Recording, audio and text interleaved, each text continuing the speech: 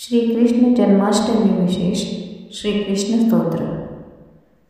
वसुदेवसुतं देवं कंसचाणूरमर्दनं देवकी परमानन्दं कृष्णं वन्दे जगद्गुरुं।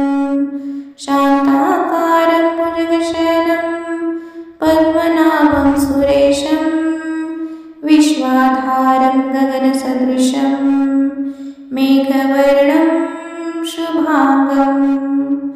यशोदानन्दनं वन्दे नन्दगोपप्रियात्मजं रुक्मिणीप्राणवल्लभं पार्थसारथ्यमीश्वरम्।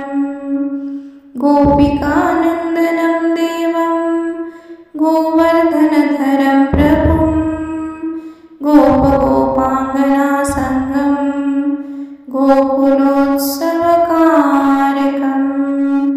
वेणुवादनतत्परं गोकुलानन्दनवर्धनं धृतकौस्तुभमणिं श्रीमद्भगवन्तं नमाम्यहम्।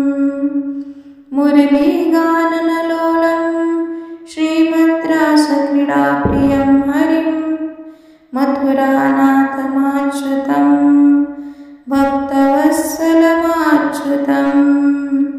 पितामहं सदा वन्दे श्रीकृष्णं परमेश्वरम्।